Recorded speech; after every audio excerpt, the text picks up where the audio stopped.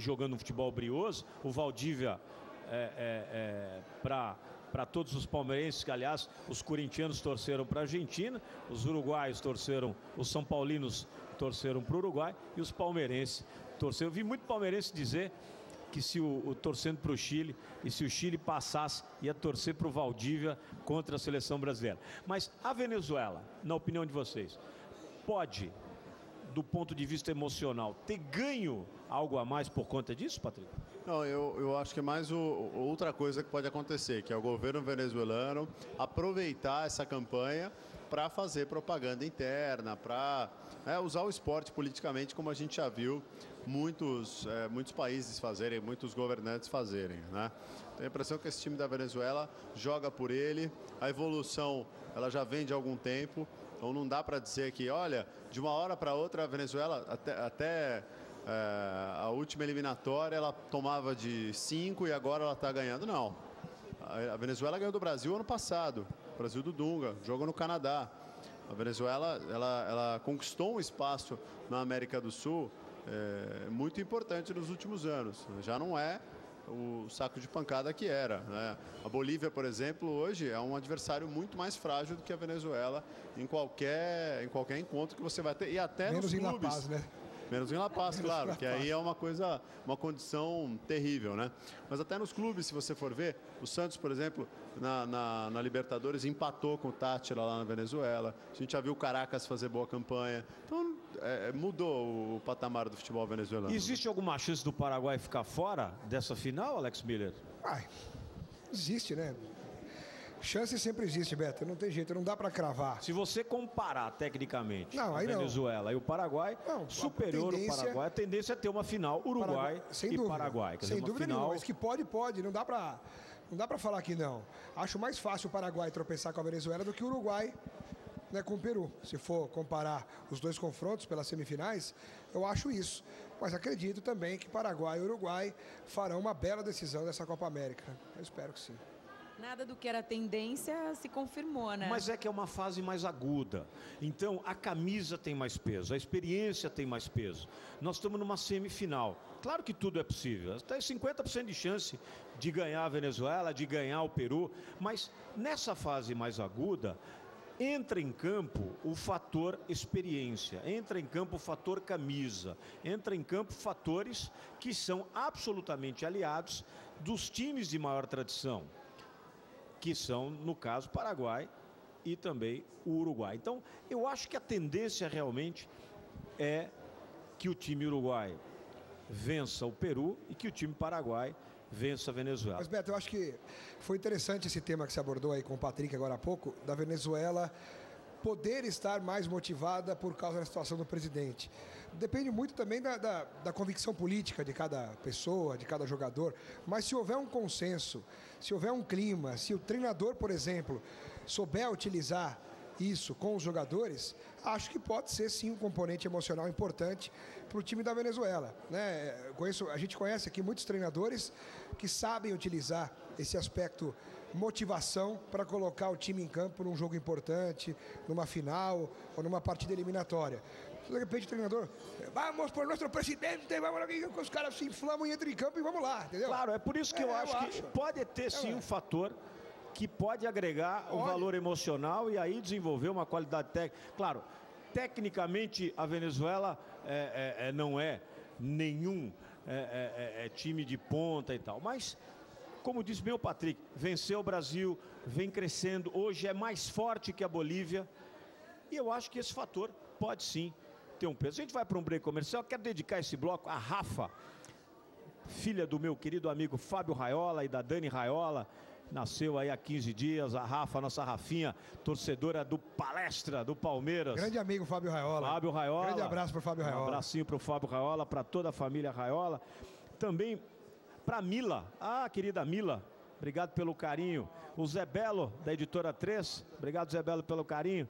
Mais uma vez lembrando aí que os nossos amigos jogadores, a concentração do Palmeiras e do Flamengo acompanhando também, o técnico Muricy Ramalho lá em Santos, ele deu treinamento para o time do Santos hoje, também um abraço a você, Muricy. Hugo Rinaldi, do Guarujá, meu amigo Hugo Rinaldi, eu quero aqui fazer um registro que está mais para o meu amigo Fatioli do que para o Encontro de Craques. Mas eu quero olhar para você, meu craque, e dizer a minha indignação absoluta contra o desvio de verbas dos políticos da região serrana do Rio de Janeiro.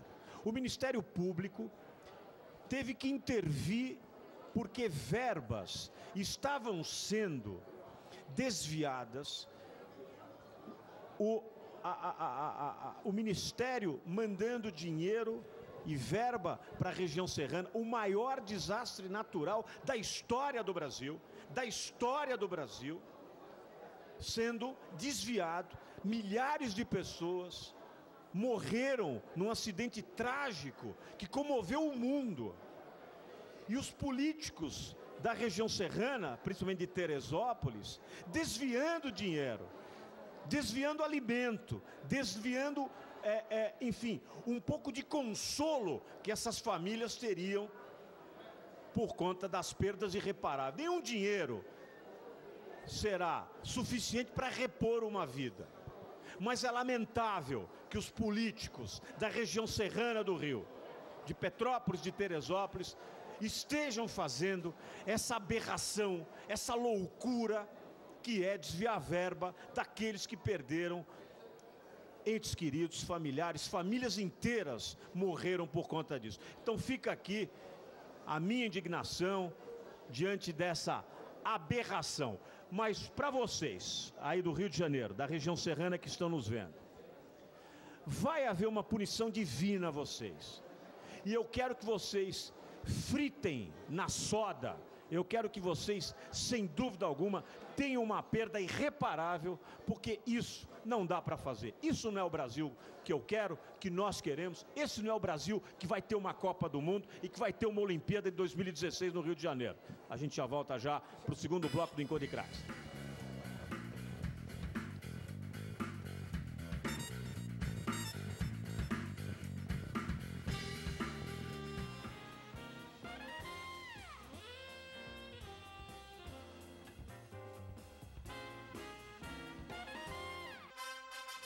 No primeiro grande clássico da Copa América, a seleção uruguaia enfrentou a pressão de encarar a anfitriã argentina logo nas quartas de final da competição.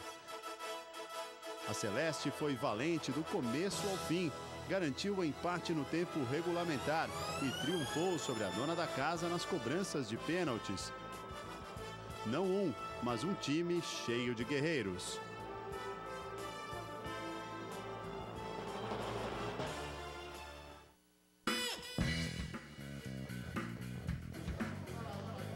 Muito bem, meus craques de todo o Brasil, voltamos com o Encontro de Craques e uma grande alegria, porque esse debate aqui com Alex Miller, Renata Saporito e Sérgio Patrick, é claro, e daqui a pouco o Milton Cruz...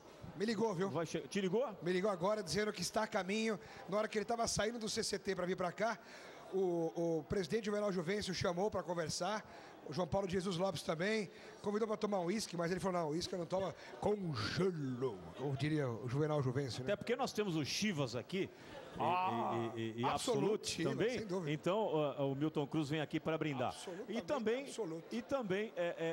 houve também a apresentação, hoje foi o primeiro treino oficial do Adilson Batista como técnico do São Paulo, e me dizia o Milton Cruz ontem, quando o Daniel efetivava o convite a ele, que ele teria que ficar um pouco mais lá no CCT, para poder, enfim, conversar com jogadores e quadros. Mas daqui a pouco vem aqui, e em nome de Volkswagen, da nossa Brahma, de Casa Flora, de Absolute Chivas, Chivas Whisky predileto de Juvenal Juvencio, a nossa Unimed Paulistana, Arquitrama Feiras e Exposições. Que beleza. House Café, Brilá, buffet da nossa Carla Elage, a nossa chefe de cozinha. Daqui a pouco, no próximo bloco, eu vou lá no lounge e vou pegar a nossa Carla Elage aí para poder dizer o que ela está oferecendo aí para os nossos craques. Nós estamos vendo aí a nossa ambulância da Unimed Paulistana. Todos os programas a gente coloca a ambulância, é claro. Graças a Deus, nada de ruim, mas sempre de prontidão a nossa Unimed Paulistana e o lounge assinado pela revista Caras, tá certo? E Carlito Teves, que na minha opinião entrou tarde demais. Eu acho que se há alguma coisa a dizer do time argentino, ele entrou aos 38 do segundo tempo. E eu acho que ele modificou, inclusive, o padrão de jogo argentino. Acho que ele deu mais mobilidade ao ataque, foi um elo de ligação entre meio de campo e ataque. Perdeu o pênalti, é bem verdade, mas mesmo o Messi, sem as plenas condições físicas, ele acabou jogando um futebol maravilhoso. E acho, não sei o que Alex Miller pode observar desse jogo e dessa entrada do Tevez, mas acho que o Tevez entrou um pouco tarde demais. Não sei se mudaria o histórico do jogo, mas o Tevez é uma peça importante, até porque continua, Alex Miller, a expectativa da torcida do Corinthians em relação à vinda dele, Tevez. Ele que já meio que admitiu, depois desadmitiu, enfim, tem toda uma cilema, mas acho que o Tevez entrou um pouco tarde, poderia ser uma peça fundamental, ele que é o querido da torcida argentina, e chora a Argentina pela desclassificação do Brasil, e chora a Argentina também pela desclassificação argentina, já que uma infinidade de brasileiros nessas férias, até pelas condições financeiras, muito barato, muito gostoso ir para a Argentina, é um grande barato. Come-se muito bem. Só o vulcão atrapalhou. Só o vulcão atrapalhou. Muita gente ficou retida lá, come-se muito bem. A nossa Débora Reichmann, que ficou 11 dias lá na Argentina por conta, me dizia aqui o Rony, por causa do vulcão. E é bem verdade que a Argentina, temos uns bons orros de bife, temos vinhos. Sérgio Patrick é um especialista em vinhos. A Casa Flora aqui tem vinhos argentinos extraordinários. É o melhor Malbec, o Nieto Senetiner é o melhor Malbec argentino, catalogado pelo Parker. Tá certo ou não, Sérgio Patrick? Robert Parker, é isso aí. É. Tevez, entrou muito tarde, Patrick. Poderia fazer a diferença? Quero ouvir você, a Renatinha e o Alex Miller.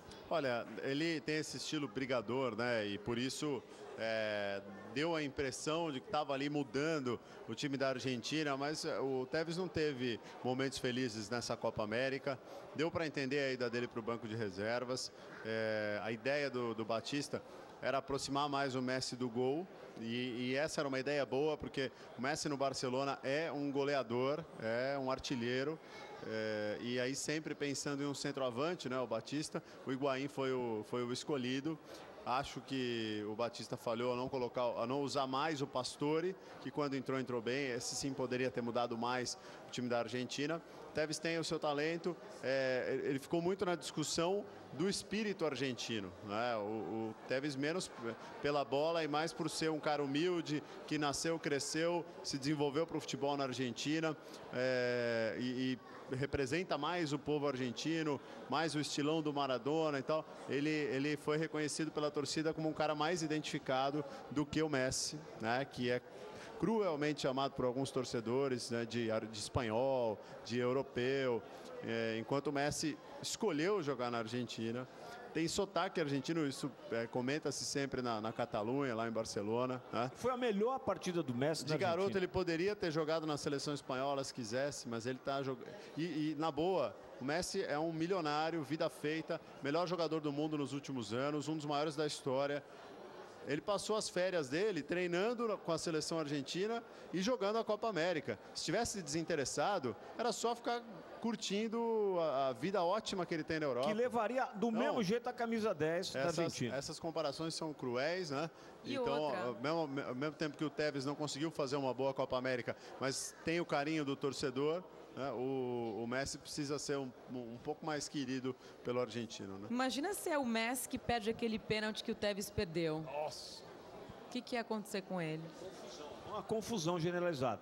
Mas eu acho que o Tevez entrou tarde demais. Acho que o Tevez deu uma movimentação maior. Até o banco de reservas serviu como estímulo para que ele pudesse entrar no jogo e ganhar o calibre necessário para poder fazer aquela movimentação que faltou mais ou menos dos 25 do segundo tempo, até porque a Argentina fisicamente estava notadamente, visivelmente debilitada em relação ao Uruguai.